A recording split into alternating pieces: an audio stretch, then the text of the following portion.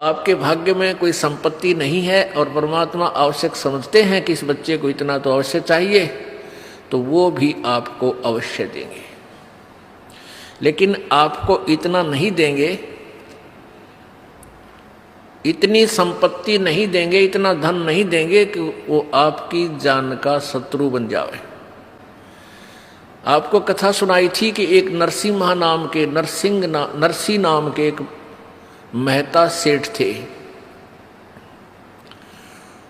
उसके पास इतनी संपत्ति थी कि राजा ने उसको हुंडी देने का अधिकार दे रखा था।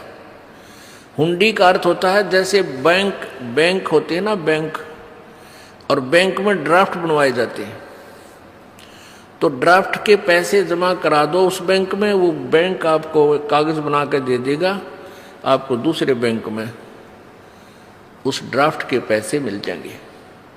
तो इतना सेठ था वो, पैसे वाला था कि उसकी हुंडी चलती थी, वो ड्राफ्ट बनाता था। जैसे दूर देश में व्यापारी जाते थे, वो पैसा नहीं ले जा सकते थे, रास्ते में कोई चोर लुटेरे डाकू लूट लिया करते थे, वो केवल कागज ले जाते थे। वो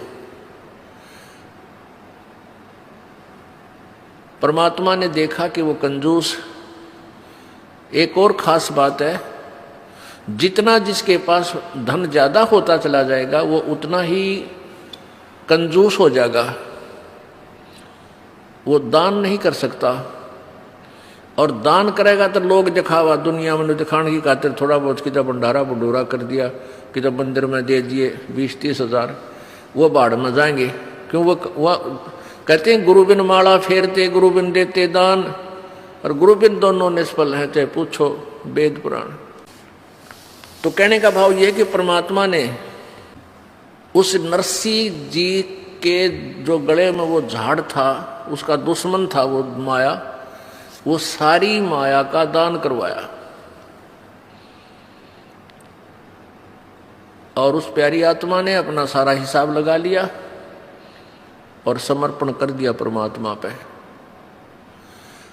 अब फिर परमात्मा का रोल शुरू हो जाता है। जब उसकी दोती का ब्याह हुआ, पुत्र था नहीं, एक पुत्री थी, उसकी शादी कर दी थी, और उसके बाद भी धन जोड़न की हवस उसके अंदर समाप्त नहीं हुई। तब परमात्मा ने उसकी वहां से वो कोड निकलवाया, वो माया खत्म करवाई परमात्मा ने। और पुण्यात्मा, हम अनजान है, हम केवल माया मांगने आते हैं भगवान से। पुण्यात्मा, आप केवल एक का चीज मांगो भगवान से कि साईं इतना दीजिए जिसमें कुटुंब समावे, हम भी भूखे ना रहे, अतिथि ना भूखा जावे। इसमें सारा कुछ आ गया। कुटुंब सुमान का मतलब है रिक्वायरमेंट ऑफ द फैमिली, परिवार की आवश्यकताएं पूर्ण हो, और कोई अतिथि आ जाए तो वो भूखा ना रहे हमारे दर पे, और हम भी भूखे ना सोए। इस सब कुछ आ गया इसमें। हम अधिक मांगते हैं तो हम भक्त नहीं, हम कति नालायक आदमी हैं, हमारे छीट भी नहीं लगी है उस मालिक के ज्ञान की। तो धीरे धीरे ये ज्ञान हो जाएगा। तो धर्मदा उस नरसिंह जी ने परमात्मा का आदेश मान के, और वो सारा कोड जो दुनिया को लूट लूट के और धन जोड़ रखा था, सारा भंडारे में ला दिया, धन उसका धर्म में लगा दिया। उसके बाद दोती का जब ब्याह हुआ, ये सर्वविदित है कि परमात्मा ने आके पैसों की वर्षा कर दी उस नगरी के अंदर, और बहुत सा धन लाकर उसको दे दिया। तो ये तो परमात्मा ये दिखाना चाहते हैं कि कल्पे कारण कौन है, कल्पे कारण कौन है, कल्पे कारण क्या भवे, कर सेवा निकाम,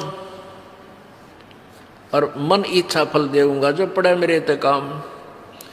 अब जैसे आप जा रहे हो, एक्सीडेंट हो गया और वहां आपको बचा दिया, वहां धनी का काम था, वहां ना राष्ट्रपति बचा सकता, चाहे आपका पिता भी क्यों ना हो, ना मुख्यमंत्री बचा सकता, ना कोई भी नहीं बचा सकता, ना तेरी माया बचा सकती, धन नहीं बचा सकता, वहाँ परमात्मा बचा सकता, वहाँ धनी का रोल है।